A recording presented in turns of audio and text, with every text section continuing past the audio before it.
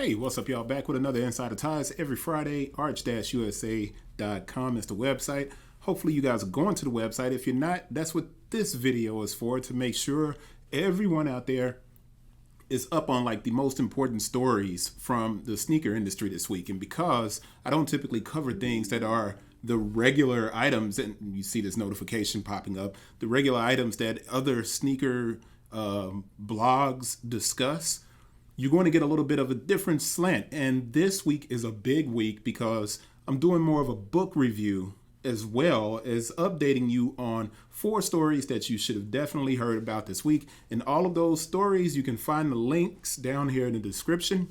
If you haven't liked the channel yet or subscribed to the channel, make sure you do so. But let's get to it before we even talk too much and drag this longer than we have to. Big stories this week. So let's start with Merrell. Merrell is a footwear brand that a few years ago I discovered, and they were doing this incredible marketing around African Americans in the outdoors. And what I came to find out is that, one, Black people generally, that's not their demographic. So Merrell was doing this fantastic marketing around a whole demographic that didn't really mess with the brand like that. So I've been following them since that time. Incredible work coming out of there. And what they did was they created a new campaign that's called More and Less, and it's redefining self-care. It's for the women, but fellas, you guys should check it out as well. Really great video around that. And what they are basically telling you in this campaign, get outside. You don't have to get out and be in a bunch of crowds. Go find a trail, start hiking, start doing things that give you the vitamin D from the sun. And there's some dude out there saying, yeah, vitamin D, but no, stop that. Let's get back outside, do some things, hit the trails, find trails in your own city, even if they're urban hikes in downtown where you can go to a store, grab you some ice cream and continue to walk. Get outside and enjoy the outdoors. That's what Merrell is saying. And I want you guys to check that article out. It's down here in the description. The next article that I wrote this past week that you may have missed, Adidas brought on a new chief creative officer. So that brought up in my head, what in the world is going on with Fear of God times Adidas basketball?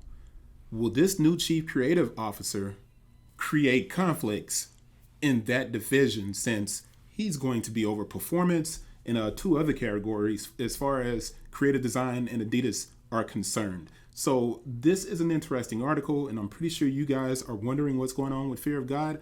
I don't have the answers, but I did write this article so you can check out Alasdhair, Willis becoming the new chief creative officer of Adidas. So go down here to the description and you can click and read that article. Next article, Saucony. Saucony helps J.L. Alexander and Black Girls Run say, call us runners. Anytime a brand, looking over here to my side, anytime a brand focuses on people with different body shapes and marketing campaigns, you should pay attention. Why? Because most of the time they put people out there that don't look like regular people like me or like you. They put people out there who are these beautiful people and they're already in shape. And it's like, dude, that doesn't help me at all. I hate running. So I need to see people that look like me getting out there and doing the work. Saucony is doing that. They're supporting Black Girls Run. Now, I did explain that there is a slight issue here that we need to consider, but I kind of left it alone and I put it in the description. So you can go down there, click the link, go to the website and read it. Now, remember, all of these articles are things that you probably didn't even know about, because if you're looking at other websites, they simply don't cover this stuff. So HOKA One, right, or HOKA 11 for some of you guys, captures my attention with their support of Black women. Like I just said, non-traditional marketing is huge for me, especially with companies where the demographic isn't quite in alignment with who they should be targeting. If you go out and do a test of your own and do research and ask, let's say the next 5 Black people you see, have you heard of HOKA? And see what their response is. More than likely, they're going to be like, what? Well, HOKA basically redesigned all of running shoes. They're the ones with that big outsole. And now everybody's got a big chunky outsole on their running shoes. HOKA was basically the company that started that. Now, what they did in the last few months, they've been highlighting some amazing women. And I love this work. Love this work. All right. So I put the link in the description so you guys can click through and go and check that out. And last one before we get to our main topic in there, because I know you guys are like, dude, I need you to, is this the last one? Let me double check. Nope. 2 more. I said 4 stories. I meant 5. Vans. If you didn't see this one, like I said, more than likely you didn't see it. Vans Textured Wave shows attention to a niche segment with design moving beyond the beach. And you see in the picture over here next to me, the group Textured Waves are a group of women who surf. I bet you didn't see that coming. But they created a collection of clothing for this group of women. And it's really nice apparel, man. It's you see the jumpsuit, and then you see the pants, you see the shirt, the shoes. Everything about this collection is beautiful. All of these brands are doing fantastic work. They often get overlooked on the major blogs, but I'm trying to make sure you guys have a little bit more knowledge about what's going on in the sneaker industry. Last story before we get to the main one, which is probably why you clicked on this, because I said this is about the fact that Nike and Adidas and their direct-to-consumer strategy, nobody's ever really talked about it. But let me do this last story before I get to that. Nike's Move to Zero collection for spring-summer 2022 creates a conundrum. And what I'm going for here is explaining that this is the most sustainable collection of clothing that Nike has ever made. Cue the claps and everybody cheer, because that's a really big deal. But here's the problem. And I explained it down here at the bottom. And I'm going to read this to you before we go on to the next page. They made this fantastic collection, but at the same time, they launched an NFT collection. And this is the issue. They sold over 8,800 NFTs. Every time an NFT is minted, it creates between 32 and 48 kilograms of carbon dioxide. Nike made this much money, $104,286,641 from this minting of NFTs with RTFKT artifact. You can't blame Nike for going after that type of money without having to make a single pair of shoes.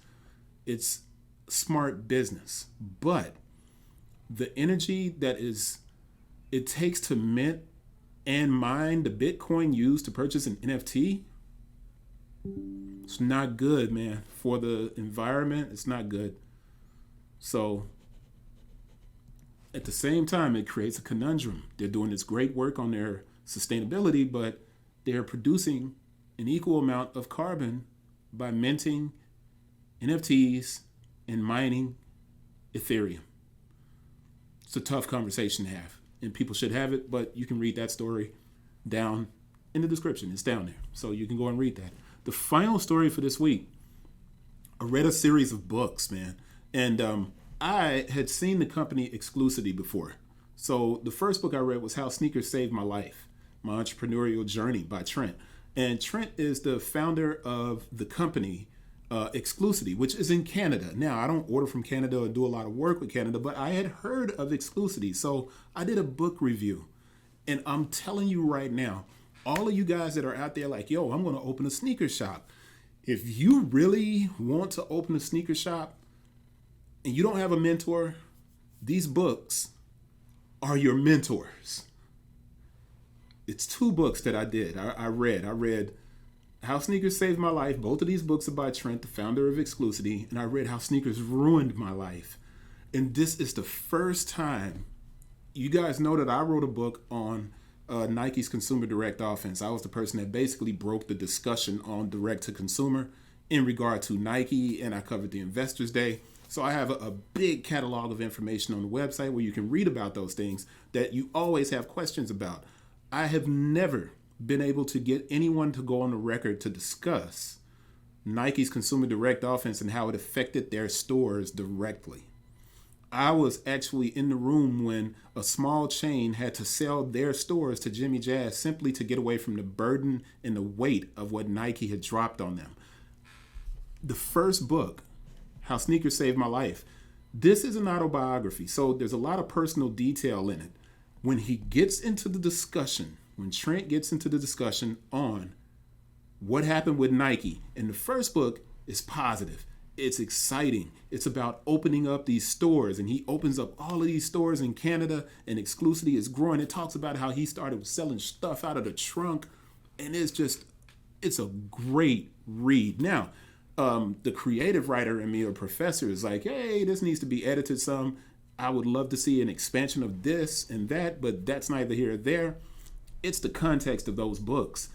You need to read it. Everybody in sneaker culture should read both books. And let me explain why. In this section, I pulled this quote out, right? And it's about tier zero. I see at least once a week, I see at least once every few days, somebody talking about tier zero. Someone talking about Nike accounts. Somebody's talking about backdooring. Somebody's talking about all of these different things. This is the first time any account. I wrote an article a couple of weeks ago about a store in Mississippi that lost their Nike account. That store had renovated their store. $500,000 they spent on renovation. Nike sent them their letter that they were losing Nike last month. They're out of business. They're not. They're still going to be working through their situation, but 100% of their sales were pretty much Nike. And Nike decided to pull their account, even though they spent $500,000 updating their store. Trent explains, and I think it's either brilliant or the worst decision I've ever seen. Trent still carries Nike. In this book, he tells you what happened to him with Nike. And this is in the second part of the book, which is How Sneakers Ruined My Life. And I'm reading this stuff, and I'm like, a lot of people don't know or get what happened and how it's happening. And then just recently when Nike did the Foot Locker thing, and everybody's like, oh man, well, Foot Locker's losing Nike, and that's 100% not true. But Foot Locker is having their allotment, they're reducing their allotment of Nike footwear and Jordan footwear. This book gives voice to everything that Nike does to a wholesale account holder. If you've never understood it, read these two books. And I know some of you guys are like, well, I don't want to read about the guy's personal life. It's important, especially in the How Sneakers Ruined My Life, because what Trent went through on the resale side of things. You guys remember, I do, 2.5 million on StockX in the last 3 years, right? I'm a big reseller. Now, it's not in the same way that everybody talks about hating resellers. I don't sell heat. You can tell by the videos that I do. That's not what I do. I sell the regular stuff that everybody sells. I just haven't access to, sneakers. The same things that happened to Trent in his books, he talks about losing almost $2.5 million. I know exactly what he's talking about because I hit rock bottom in resale in 2017. His story aligns so perfectly with what happened to my business. It's eerie. It's scary. And it's hard to read for me at certain points, probably because I'm so close to it. But these are probably the two best books in sneakers that I've read in a long time, because what he does, he doesn't solely focus on Nike. And a lot of you guys out there, you focus on Nike and Tier Zero and Jordans and resale. He actually gets into what Adidas, he talks about what Adidas did to his store. No one talks about what Adidas is doing. Nobody's paying attention to Adidas' DTC. The store in Mississippi that I wrote about a couple of weeks ago that just lost their account, that redesigned the building for $500,000, that store told me, they wouldn't let me quote or do an interview on camera. They told me Adidas pulled their stuff from a lot of accounts years ago. nobody was paying attention. There's a lot of Adidas that has been pulled and nobody talked about it. He has an entire section in here on an activation that he did with Adidas, and it's just like, wow. I know this is going long. I know it's going long. I apologize. I'm putting the links to both of these book reviews down here at the bottom. I'm putting the link to How Sneakers Ruined My Life and How Sneakers Saved My Life. I ain't saying you got to go buy it. I'm simply telling you, if you're a business person, and I don't care what field you're in, it just so happens I talk about sneakers. If you're a business person, read the books. I tell you to read my books too, but I don't care about my stuff right now. I'm talking about these two books. I've never seen an owner of a store tell the truth in public, in a book.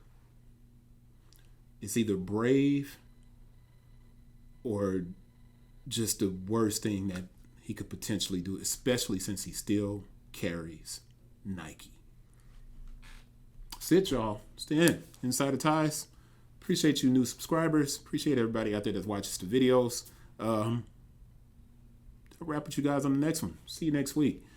Keep watching all the other videos. Thanks. Channel's growing. We hit 4,000. And I need to give away something, don't I? Let me think about it.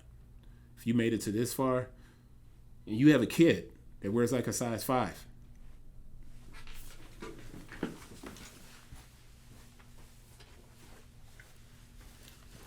let's see what size these are. Got a pair of off-whites, man.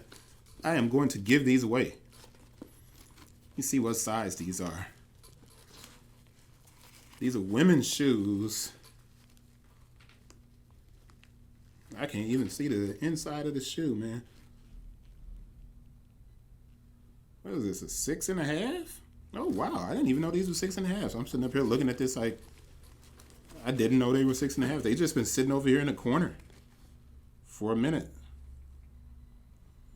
Yeah, they're 6.5. Yep, 6.5. But off-white waffle trainers. Shout out Virgil Abloh, RIP. If you watch to the end, you can find my email. The 10th email I get. So I'm not giving them away quick. It's going to take a bunch of people to watch this video. The 10th email that I get saying, I'll take the shoes. The shoes are yours. So 6.5 off-white, women's 6.5, which means that would be a men's 5. So yeah, if you're a size 5 and you want these waffle trainers, I think they run small too, so you might want to be careful. It's yours. Shout out for that 4,000 subscribers, man. 10th person to email me, you get a free pair of off-whites. Boom. See, I'm giving away stuff. It's 4,000 subs. Peace, y'all. Thanks for watching.